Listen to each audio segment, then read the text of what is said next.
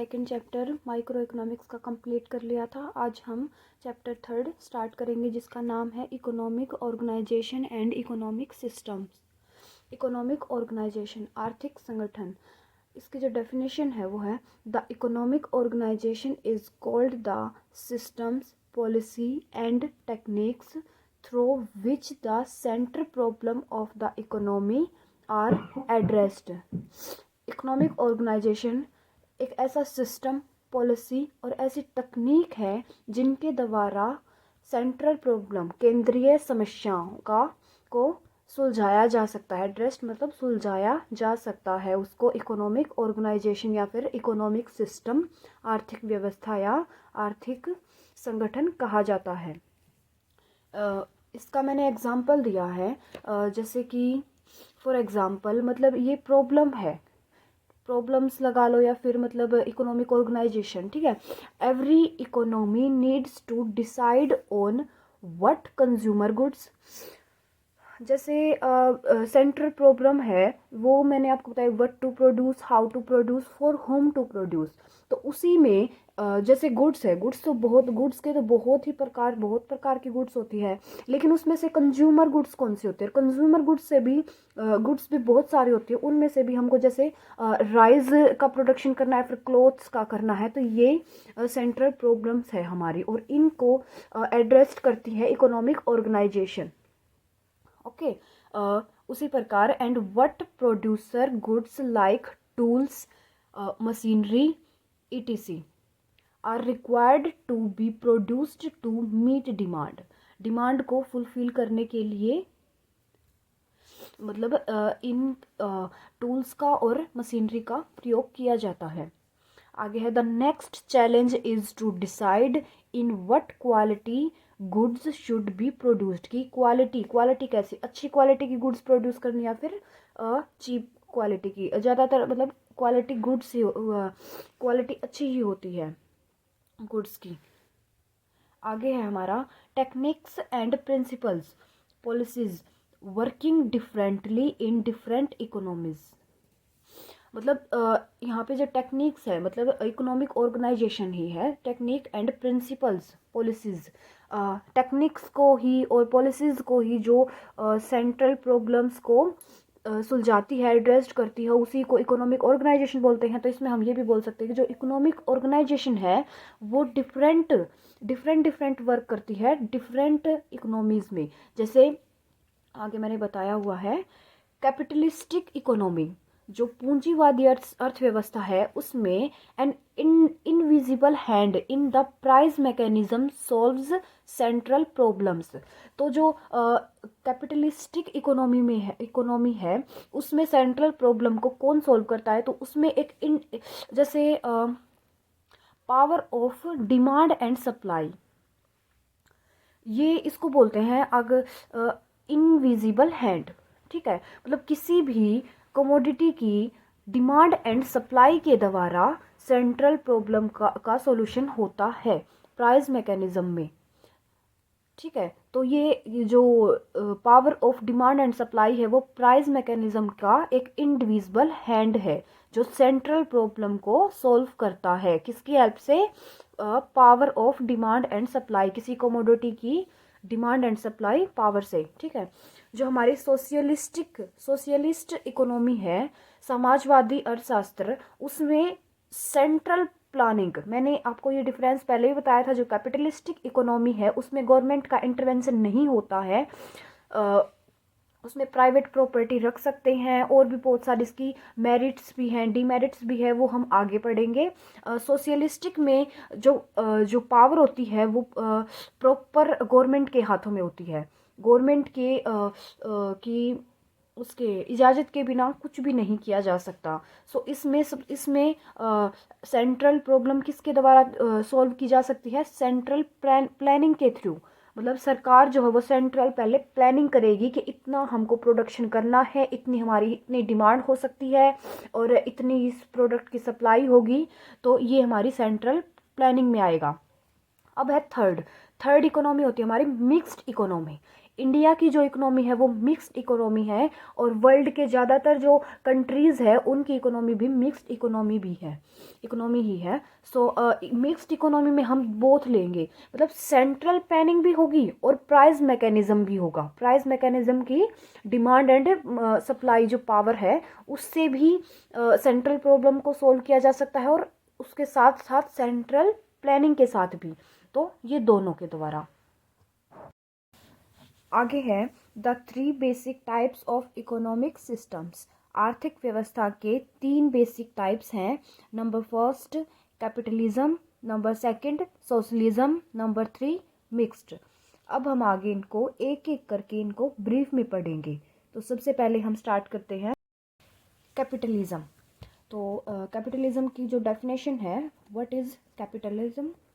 So capitalism is a system in which property is privately owned and economic decisions are privately made। मतलब कि जो property होती है वो भी प्राइवेट होती है। प्राइवेट जो कोई भी मतलब जिसकी जैसे कोई इंडिविजुअल पर्सन है वो उसको अपनी ओन प्रॉपर्टी रखने का राइट होता है, अधिकार होता है। Okay, and economic decision are privately made, और वो अपने आर्थिक डिसीजन, इकोनॉमिक डिसीजन भी अपने आप ले सकता है, प्राइवेटली ले सकता है। ओके, तो और एक इसका जो एक कैपिटलिज्म में और सोशलिज्म में जो मेन डिफरेंस है वो है, कैपिटलिज्म में जो है वो गवर्नमेंट का इंटरवेंशन नहीं होता, गवर्नमेंट का हस्तक्षेप नहीं होता, और जो सोशलिज्म में है वो हर सब सारी चीज़ें जो है वो गवर्नमेंट के अंडर होती है। सो आप ये डिफरेंस जरूर याद रखिएगा। सो एग्जांपल लेते हैं एक कैपिटलिज्म का। Innovations development bye technical companies like Microsoft. जो इनोवेशन क्या होता है? इनोवेशन होता है आविष्कार, किसी भी चीज़, किसी भी न्यू थिंग का मतलब आविष्कार करना, ठीक है।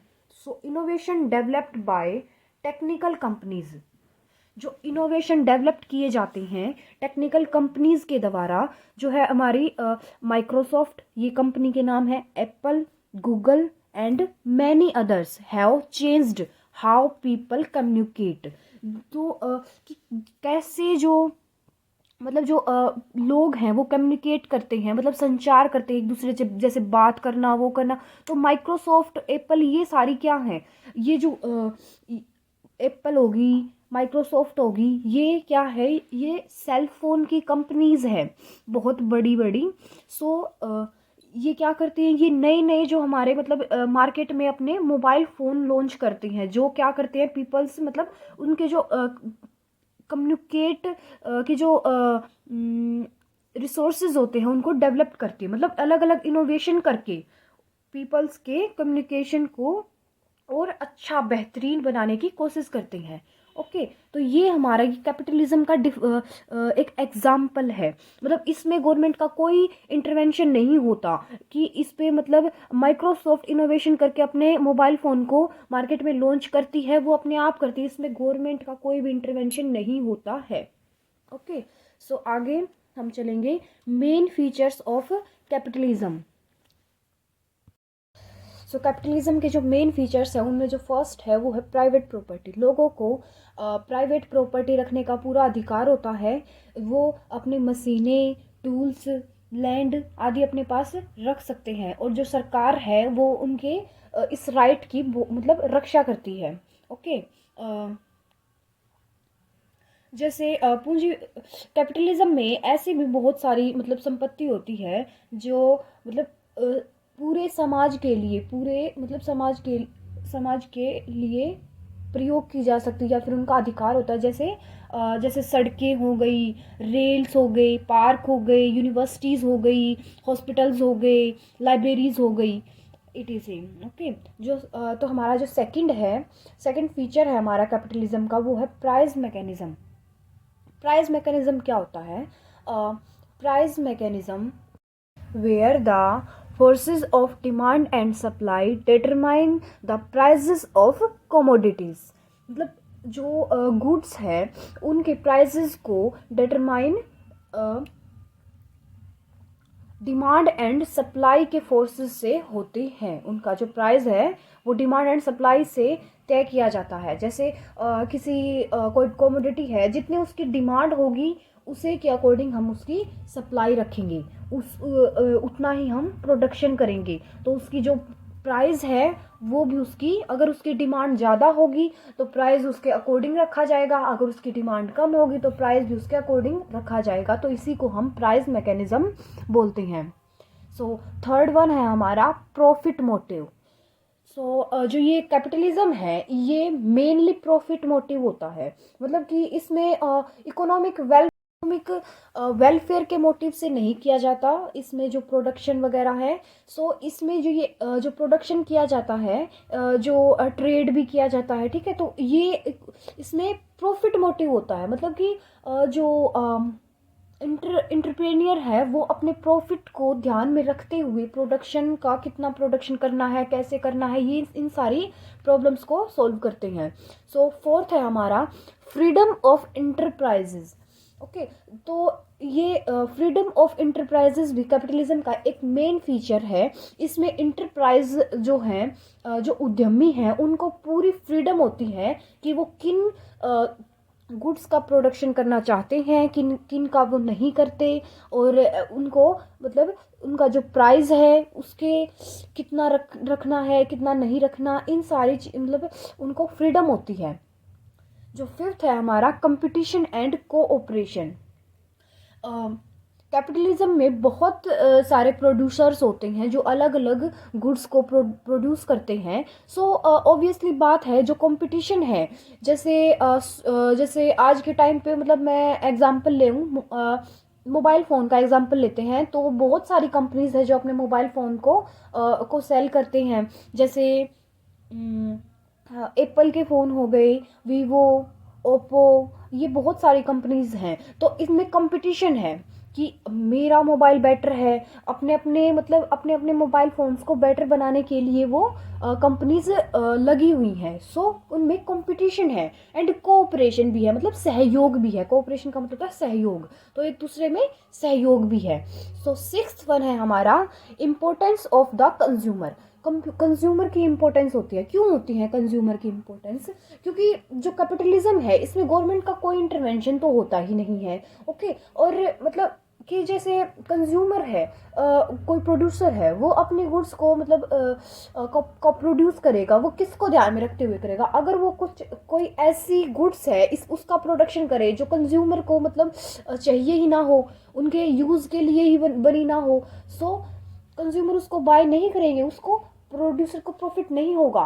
तो वो क्या करेंगे, प्रोड्यूसर क्या करेंगे, ऐसी वस्तुओं को प्रोड्यूस करेंगे जो कंज्यूमर चाहते हैं, लेना चाहते हैं, कंज्यूमर के लिए ज़रूरी है। इम्पोर्टेंस ऑफ कंज्यूमर बहुत ज़्यादा इम्पोर्टेंस होती है कैपिटलिज्म में। जो सेवंथ है हमारा वो है लेबर एज ए कमोडिटी। जो ये हमारे जो कैपिटलिज्म है वो प्रॉफिट मोटिव होता है। प्रोड्यूसर को जितना प्रॉफिट होगा वो उतना प्रोडक्शन करेंगे। अगर उनको किसी भी गुड्स का प्रोडक्शन करने में उनको प्रॉफिट ज़्यादा हो रहा है तो वो उसकी और प्रोडक्शन करना चाहेंगे। तो उससे क्या होगा, जो लेबर है उसको एक कमोडिटी, एक वस्तु समझा जाएगा, मतलब उनसे बहुत ज़्यादा काम लिया जाएगा, लेकिन उनको जो पेमेंट है, जो उनकी वेजेस है, वो बहुत कम होगी। आगे है हमारा नो गवर्नमेंट इंटरफेरेंस। ये पॉइंट में भी फर्स्ट नंबर पे होना चाहिए, क्योंकि ये एक बहुत इम्पोर्टेंट पॉइंट है जो हमें ये बताता है कि ये कैपिटलिज्म है। आप इसको हमेशा याद रखना कि जो कैपिटलिज्म में है उसमें गवर्नमेंट का कोई भी इंटरवेंशन, मतलब कि हस्तक्षेप नहीं होता। गवर्नमेंट कुछ नहीं करती, सिवाय गवर्नमेंट क्या करती है, हमारी रक्षा करती है। ओके, थोड़े मतलब और जैसे और काम है और करती, लेकिन वो प्रोडक्शन में, ओके, सेलिंग बाय, जो मार्केटिंग है उसमें कोई भी गवर्नमेंट का इंटरफेरेंस नहीं होता। जो हमारी नाइन्थ है वो है हमारी सेल्फ इंटरेस्ट में, मतलब जो प्रोड्यूसर हैं वो अपने सेल्फ इंटरेस्ट के हिसाब से ही अपना जो वर्क है वो चूज़ करते हैं, या फिर अपने कोई भी कमोडिटी है उसको प्रोड्यूस करते हैं जिससे उनको प्रॉफिट होता है, और कंज्यूमर उसी जो गुड्स है उसको बाय करते हैं, जिसको उनको सेल्फ मतलब उनको सेटिस्फैक्शन मिलता है। ओके, सो ये हमारी थे main features of capitalism. Okay, अब हम आएंगे मेरिट्स ऑफ कैपिटलिज्म में। मेरिट्स मतलब कि एक किस्म से गुण। ओके, सो सबसे पहले हमारा more variety of goods and services. So जो गुड्स हैं उनकी बहुत सारी वैरायटी कैपिटलिज्म में हमको दिखाई देती है। कंपटीशन ज़्यादा होता है तो वैरायटी भी बहुत अधिक होगी। जैसे वैरायटी फ़ोन्स है, फ़ोन का ही एग्जांपल हमने पहले लिया था, फ़ोन लेते हैं। जैसे मोबाइल फ़ोन है, एप्पल है, उसमें अलग फीचर्स मिलेंगे, ओप्पो में अलग फीचर्स मिलेंगे, वीवो में अलग फीचर्स मिलेंगे। तो ये अलग अलग कंपनी है जो अपने मोबाइल फ़ोन को बेटर दिखाने की कोशिश करते हैं और उनमें अच्छे फीचर दिखाते हैं। ओके, तो उनकी फ़ोन्स की वैरायटी हमें मार्केट में बहुत अधिक मिलेगी। उसी प्रकार हम शॉप है, जैसे साबुन है, उसका भी एग्जाम्पल ले सकते हैं, जैसे लक्स का हो गया, और भी बहुत सारे मतलब वैरायटी के शॉप्स आते हैं। लक्स हो गया, ओके, गोदरेज और Dove and Dettol. Okay, so second है हमारा ऑटोमेटिक। तो ऑटोमेटिक है मतलब ऑटोमेटिक मतलब अपने आप चलने वाले। तो कैपिटलिज्म क्या है? अपने आप चलने वाली। जो इसमें जो प्राइस है वो प्राइस मैकेनिज्म के द्वारा तय किया जाता है। ओके, मतलब कि किसी भी कमोडिटी की जो डिमांड एंड सप्लाई है उसके द्वारा ही उसके प्राइस का उसका प्राइस तय किया जाता है। सो ये ऑटोमेटिक है, अपने आप चलती है।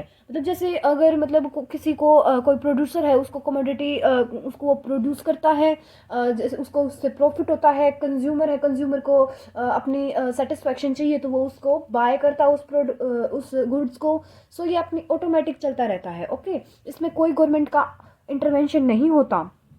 जो थर्ड है हमारी proper use of resources. Proper use of resources इसमें क्यों होता है? क्योंकि कैपिटलिज्म जो है वो एक प्रॉफिट मोटिव होता है। मतलब जैसे ये डे टू डे लाइफ में भी हम देखते हैं। जैसे हमारे पास मतलब पैसे हैं, हम ये सोचेंगे कि हाँ हमारे पास मतलब ये एक रिसोर्स है हमारे पास, वहाँ से हमारे पास मनी आ रही है, तो हम ये सोचेंगे कि हाँ हम बढ़ाते हैं इसको, हमारे पास और मनी आएगी, मतलब हमें प्रॉफिट होगा। तो हम ये देखते हैं कि हाँ हमारे पास होना चाहिए, प्रॉफिट होना चाहिए। अब मनी को तो कोई मना नहीं करता। ओके, तो हम उसके लिए ज़्यादा काम भी करते हैं। ठीक है कि हाँ हमारे पास और मनी होगी, हम रिच बनेंगे। सो उससे क्या होगा कि मतलब काम करने की इच्छा भी जागृत होगी, मतलब सभी काम वर्क भी करेंगे। सो उससे क्या होगा, हमारे जो रिसोर्सेज हैं उनका फुल यूज़ होगा, प्रॉपर यूज़ होगा उनका। ये नहीं है कि अगर मतलब हमें प्रॉफिट ना हो तो हम क्या उस किसी चीज़ का प्रोडक्शन करेंगे? नहीं करेंगे। प्रोड्यूसर करेगा उसका प्रोडक्शन? नहीं करेगा। अगर उसको प्रॉफिट होगा वो तभी तो किसी चीज़ का प्रोडक्शन प्रोड्यूस करेगा, नहीं तो वो क्यों करेगा? नहीं करेगा वो किसी चीज़ का। तो इसमें क्या है, कैपिटलिज्म में क्या है, proper use of resources. Resources का पूरा उपयोग होता है कैपिटलिज्म में। जो फोर्थ है हमारा इंड्यूसमेंट ऑफ टू वर्क। यही मैंने जो अभी बताई आपको। इंड्यूसमेंट का मतलब होता है प्रेरणा, काम करने की प्रेरणा। तो मतलब लोगों को काम करने की प्रेरणा मिलेगी, अगर उनको प्रॉफिट होगा तो वो काम भी करेंगे। ओके, सो फिफ्थ है हमारा एफिशिएंट प्रोडक्शन।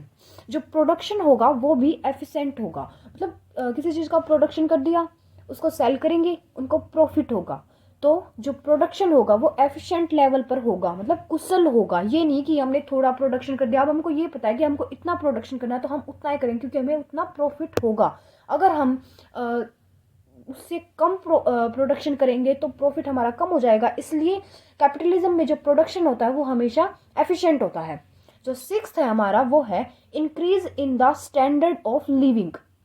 देखो, कैपिटलिज्म है, इसमें कोई प्रोड्यूसर है, उसने कोई जो गुड्स है उसको उसका प्रोडक्शन किया, कंज्यूमर ने उसको बाय किया। उसको क्या हुआ, मतलब जो चीज़ जैसे कंज्यूमर ने एक चीज़ नहीं देखी थी, मतलब उसने कभी मार्केट में उसको नहीं देखा था, लेकिन अब उसको एक नई चीज़ मिली। ठीक है, तो उसको क्या हुआ, जैसे आप कोई भी एग्जांपल ले सकते हो। जैसे पहले मतलब हमारे पास ब्लैक एंड वाइट टीवी था, अब हमारे पास कलर टीवी आने लगे। अब ज़माना और भी आगे चला गया, एलईडी का टाइम आ गया है। सो इससे क्या होता है, इससे हमारा स्टैंडर्ड ऑफ लिविंग मतलब हमारा रहन सहन वो सुधरता है, आगे की ओर जाता है। ओके, इसी को बोलते हैं increase in the standard of living. तो कैपिटलिज्म में ज़्यादातर इनोवेशंस होते हैं अलग अलग चीज़ों के, तो उससे हमारा स्टैंडर्ड ऑफ लिविंग इंक्रीज होता है। ओके, सेकंड है फ्लेक्सिबिलिटी। फ्लेक्सिबिलिटी मतलब लोचशीलता, लोच होना। जैसे कैपिटलिज्म में फ्लेक्सिबिलिटी होती है, अगर एक कमोडिटी है उसकी डिमांड कम हो जाती है और सेकंड वाले की जो डिमांड है कमोडिटी की वो इंक्रीज हो जाती है, तो कैपिटलिज्म में इतनी फ्लेक्सिबिलिटी होती है, लोचशीलता होती है कि वो उस कमोडिटी का प्रोडक्शन कम करके जो जिसकी डिमांड ज़्यादा है उस कमोडिटी का प्रोडक्शन बढ़ा देता है। सो कैपिटलिज्म में फ्लेक्सिबिलिटी भी पाई जाती है। हमारा जो एट्थ है वो है ग्रोथ ऑफ इंटरप्रेन्योरशिप। कैपिटलिज्म में जो है वो मेनली प्राइवेट इंटरप्रेनियर का जो होता है वो विकास होता है, डेवलपमेंट होता है। ठीक है, वो उनको मैक्सिमम उनको प्रॉफिट मिलेगा, तो वो क्या करेंगे, मतलब वो ज़्यादा से ज़्यादा इंटरप्रेनियर का उनका डेवलपमेंट होगा, वो कमोडिटी का प्रोडक्शन करेंगे, प्रॉफिट इंक्रीज करेंगे। ओके, जो नाइन्थ है हमारा एंड लास्ट मेरिट है कैपिटलिज्म की, इकोनॉमिक फ्रीडम। ये भी मेन है। कैपिटलिज्म में क्या होता है, इकोनॉमिक फ्रीडम होती है, मतलब हर पर्सन जो है वो फ्री है, उसको क्या कमोडिटी का परचेज करना है, सेल करनी है, प्रोड्यूस करनी है और बाय करनी है, मतलब ये सारी चीज़ इसमें इकोनॉमिक एक्टिविटीज़ है ना, इस उनके लिए प्रत्येक जो मतलब हर मतलब इंडिविजुअल है, पीपल्स हैं, वो फ्री होते हैं, वो कुछ भी कर सकते हैं, इकोनॉमिक फ्रीडम होती है कैपिटलिज्म इकोनॉमी में। ओके, सो ये हमारी मेरिट्स ऑफ कैपिटलिज्म है। अब अगर किसी चीज़ की मेरिट्स होती हैं, उसके गुण होते हैं, तो उसमें दोष भी होते हैं, डीमेरिट्स भी होते हैं। तो अब हम कैपिटलिज्म की डीमेरिट्स को पढ़ेंगे। तो सबसे पहले हम स्टार्ट करते हैं, जो फर्स्ट है हमारा unequal distribution of wealth and income. Unequal distribution मतलब कि मतलब इक्वल नहीं होना, unequal distribution of wealth and income. Income का और वेल्थ का मतलब कि संपत्ति का डिस्ट्रीब्यूशन अनइक्वल होना। जैसे ये बोलते हैं कि जो पुअर है, मतलब जैसे कोई प्रोड्यूसर है, वो प्रोड्यूस करेगा, ठीक है, और प्रॉफिट कमाएगा, उसको प्रॉफिट बहुत ज़्यादा होगा, वो फिर प्रोड्यूस करेगा, प्रॉफिट कमाएगा, उससे क्या है, उसकी जो इनकम है वो इंक्रीज हो रही है, लेकिन वो क्या करेगा, वो जो प्रोड्यूस कर रहा है ना जो कमोडिटी, लेकिन उसके लिए जो उसको लेबर की ज़रूरत है, वो उस लेबर की जो वेजेस है उसमें कोई भी चेंज नहीं करेगा, मतलब उतनी ही वेजेस पे वो कमोडिटी मतलब कमोडिटी का प्रोडक्शन जो है वो इंक्रीज करेगा, लेकिन जो लेबर है उनको उतनी ही वेज देगा, तो क्या होगा, उससे उसकी तो इनकम इंक्रीज होगी, लेकिन जो लेबर है उनकी इनकम तो इंक्रीज नहीं हो रही ना। तो ये क्या है, unequal distribution of wealth and income. और गवर्नमेंट का इंटरवेंशन है नहीं वहाँ पे, तो मतलब जो इंटरप्रेनियर है वो अपनी मर्जी से कुछ भी कर सकता है, वो कितनी भी वेजेस उनको दे सकता है, मतलब मजदूरी लेबर को मजदूरी मिलती है, वेजेस मिलती है, तो उनको कितनी भी अपनी मर्जी से उनको मजदूरी देगा, वेजेस देगा, और लेकिन उसकी इनकम तो इंक्रीज होगी ना, लेकिन जो लेबर है उनकी इनकम इंक्रीज नहीं होगी। ओके, तो सेकंड है हमारा क्लास स्ट्रगल। जो अनइक्वल डिस्ट्रीब्यूशन एंड वेल्थ और इकोनॉमी की जो प्रॉब्लम है ना, उस प्रॉब्लम के कारण ही क्या है, मतलब क्लास बन गई है दो, जैसे पुअर्स एंड रिच, मतलब दो क्लास है, ये एक रिच एक साइड है और पुअर एक साइड है, तो उसमें उनमें स्ट्रगल चलता रहता है। जो पुअर हैं वो और अधिक मतलब पुअर बनते जाते हैं, और जो रिच हैं वो और अधिक रिच होते जाते हैं, अपनी इनकम को इंक्रीज करते हैं, अपने प्रॉफिट को इंक्रीज करते हैं, लेकिन जो पुअर्स हैं उनको उनकी जो वेजेस है वो उतनी ही रहती है, सो उनकी इनकम में इंक्रीज नहीं आता। तो क्लास स्ट्रगल चलता है इकोनॉमी में, कैपिटलिज्म में। तो थर्ड है हमारा एक्सप्लॉयटेशन ऑफ लेबर। ये भी वही चीज़ है कि लेबर का बहुत ज़्यादा एक्सप्लॉयटेशन होता है, मतलब कि उनका शोषण होता है। जैसे मैंने आपको पहले भी एग्जांपल दिया था अभी, कि जो प्रोड्यूसर है वो एक कमोडिटी का प्रोडक्शन अगर उसको बढ़ाना है तो वो बढ़ाएगा, लेकिन वो वेजेस सेम रखेगा, तो उससे क्या होगा, लेबर का एक्सप्लॉयटेशन होगा। सो फोर्थ है हमारा वेस्टफुल कंपटीशन।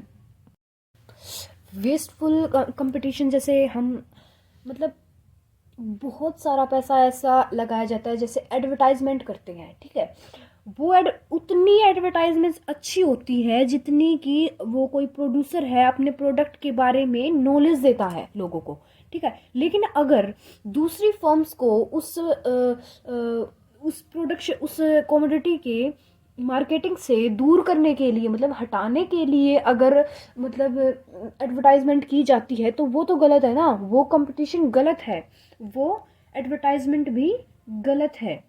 और उस पर बहुत सारा खर्चा होता है, बहुत सारा व्यय किया जाता है, एक्सपेंडिचर मतलब बर्बाद होता है वो एक किस्म से, ठीक है। तो इसको बोलते हैं तो ये जो कंपटीशन है ये क्या है, वेस्टफुल कंपटीशन कहा जाएगा इसको, ठीक है। जो फिफ्थ हमारा बिजनेस फ्लक्चुएशन एंड अनएम्प्लॉयमेंट। सो मतलब बिजनेस फ्लक्चुएशंस, कोई इकोनॉमी है उसमें जैसे इन्फ्लेशन या फिर डिप्रेशन, ओके, डिफ्लेशन, ये मतलब स्टेजेस होते हैं। आगे आप पढ़ेंगे तो आपको इस प्रकार का एक डायग्राम मिलेगा ऐसे, जैसे ये जो सबसे टॉप पे होता है वो होता बूम, यहाँ पे होता है रिकवरी, नीचे इसको मंदी, डिप्रेशन, ओके। सो इन्हीं को क्या बोलते हैं हम, बिजनेस फ्लक्चुएशन बोलते हैं। कभी बूम की स्थिति आती है, मतलब जिसमें बूम, इन्फ्लेशन की स्थिति भी बोलते हैं उसको, सिचुएशन भी बोलते हैं, जिसमें जो प्राइस होते हैं वो कमोडिटी के हाई होते जाते हैं, मतलब लगातार कंटिन्यूसली हाई होते जाते हैं, उसको इन्फ्लेशन बोलते हैं। और कंटिन्यूसली जो प्राइजेस है कमोडिटी के वो बहुत गिरते जाते, कम होते जाते, डिक्रीज होते जाते, उसको बोलते हैं हम डिप्रेशन, मंदी। सो ये इन्हीं को हम बिजनेस फ्लक्चुएशंस बोलते हैं। और अनएम्प्लॉयमेंट, एक चीज़ और मैं बताना चाहूँगी, इन्फ्लेशन अगर होगा तो अनएम्प्लॉयमेंट जो है वो कम होगा, मतलब कि लोगों को रोजगार, एम्प्लॉयमेंट मिलेगा इन्फ्लेशन होने पर, क्योंकि कीमतें बढ़ेंगी, प्रोड्यूसर को क्या होगा, उनको प्रॉफिट होगा, तो वो क्या करेंगे, वो ज़्यादा से ज़्यादा प्रोडक्शन करने की कोशिश करेंगे, जिससे वो लोगों को एम्प्लॉयमेंट भी देंगे, ठीक है। ओके। सो आगे है हमारा नो पब्लिक वेलफेयर, मतलब जो कैपिटलिज्म में है इसमें पब्लिक वेलफेयर के बारे में नहीं देखा जाता, सिर्फ अपने प्रॉफिट के बारे में ही देखा जाता है। मतलब कि प्रोड्यूसर अपने प्रॉफिट के बारे में सोचता है, कंज्यूमर अपनी गुड्स के बारे में सोचता है, कोई पब्लिक वेलफेयर नहीं होता कि कोई ऐसी कमोडिटी है जैसे सिगरेट्स है, उनसे जो पीपल्स हैं उनको मतलब हार्म पहुंचाती हैं ये, तो उन चीज़ें अगर मतलब कि उनका प्रोडक्शन ना किया जाए, लेकिन ऐसा नहीं है, अपना प्रॉफिट देख के उन गुड्स का भी प्रोडक्शन किया जाता है, और इसमें पब्लिक का वेलफेयर नहीं देखा जाता कैपिटलिज्म में। जो सेवन्थ है हमारा लेक ऑफ कोऑर्डिनेशन, जो कैपिटलिज्म है इसमें कोऑर्डिनेशन जो है मतलब सहयोग की कमी पाई जाती है। इसमें मतलब अलग अपन प्रोड्यूसर हैं, इंटरप्रेन्योर हैं, वो अपने अपने हिसाब से चलते हैं, वो मतलब किसी गुड्स का प्रोडक्शन करने के लिए मतलब अपना ही तरीका अपनाते हैं, कोई कोऑर्डिनेशन नहीं होता, किसी के साथ कोई बातचीत नहीं होती, अपनी इंडस्ट्री का अपने आप से मतलब अपने ही तरीके से उसको चलाया जाता है, गवर्नमेंट का इंटरवेंशन भी नहीं होता। सो ये हमारी कैपिटलिज्म की डीमेरिट्स थी। तो आज हमने कैपिटलिज्म के बारे में पूरा कर लिया है। सो कल की वीडियो में हम सोशलिज्म के बारे में पढ़ेंगे ब्रीफ में। So thank you, please like, share and comment and subscribe my channel. Thank you.